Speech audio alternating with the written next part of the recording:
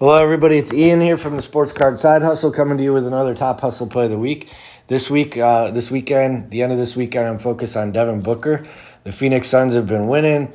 He's averaging over 30 points a game. He's had some big wins. He was in the news the other night where Klay Thompson got ejected because he got Klay to lose his cool, and they beat those Warriors by over 30 points. You remember, I think Klay was taunting him with 4 championships, but Devin Booker and the Suns got the better of those guys that night. So here's Devin Booker. We're looking at his chart from Card Ladder. If you go to the player indexes, you see that 6 month, that year, we've had some big drops, right? After June, after they left the playoffs, big drops, and then more big drops in the offseason. Now, Devin Booker has started slow historically his last few years, but then has had some kind of monster seasons. This year, he's far from starting slow. He's actually among the leaders in over 30 points per game. So I'm looking, we just had a pop here in the last month, even in the last 2 weeks, just a bit of a jump in his player index, but it's still so affordable compared to recent prices. So you can go down and, again, I'll reiterate this weakness with Card Ladder. The data is amazing, the charts are amazing, and the kind of how you can analyze those ups and downs. But a lot of times they don't have enough cards in here. For Devin Booker, they have a ton. I think I did Desmond Bain and Jalen Brunson recently, and they only had, under 10 cards total. Devin Booker, you can just find tons of his cards, go analyze those.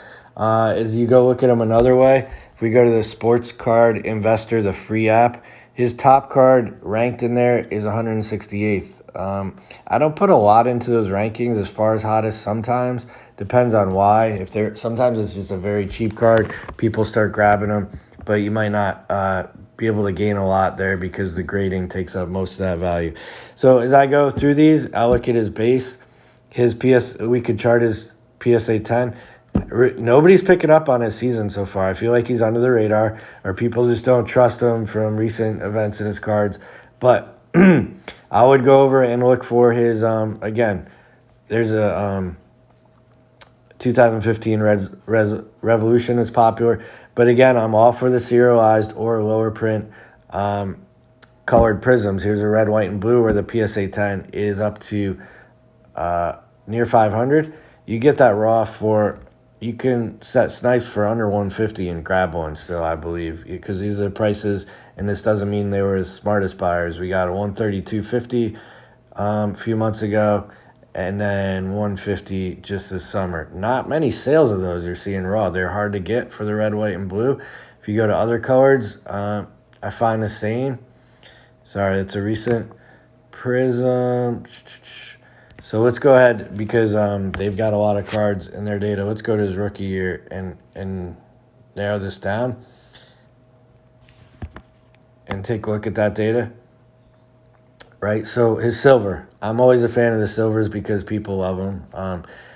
And they were near 2,000 just in June. Near 2,000. And then a PSA 10 sold for $820. And you can pick those raws up. I bet you could get one right now for under 300. 316 was the last sale, but there was a 227, a 256 also this summer. So look for those silvers. Look at that margin. Let's go ahead and look at the 9 to see how much you're costing yourself. So if you get it under 300 and you think it's centered, you don't see any flaws, then you're hoping for a 9 and you're ecstatic if you get a 10. But if you get a 9, you've already increased your value by around $100. Minus the grading fees, right? So green, also a good one. And then another place to look is go to the Market Movers X. So in the hub, I had Devin Booker already in there, and you can go find that silver 820, the last sale on a PSA 10 when it was almost 2,000. The last flash of PSA 10, 600, red, white, and blue. 475. But go ahead and this is just his 2015. Look for those colored and serialized numbers. He's definitely down, and he should not be down this much the way that he has started this season and the way that Phoenix looks poised to make another long run and have a good year. And go ahead and go into deals and watch his deals. I'm telling you, though, I did this, and I'm not finding much that's below market for his good 2015 cards. So I would keep a query in here for top deals and see what you can find. I don't find any that are just plain listed for below the last sale price for 2015, but you can set a snipe. Go ahead and use that auction sniper tool, set a snipe on those. But let's keep an eye on Devin Booker, see if we're right in this call to make him a top hustle play of the week.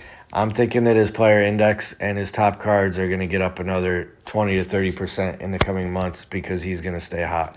So thanks for listening to our top hustle play of the week, Devin Booker. Have a good end of your weekend, and let's have a good week and see how this NBA season continues on. Please go ahead and like and subscribe if you want more data, want more information, discussion like this, and feel free to give content recommendations or requests down there, and we'll go ahead and make them. This was made for my buddy Teddy. He wanted to see the data on Devin Booker, and here it is. Thanks all.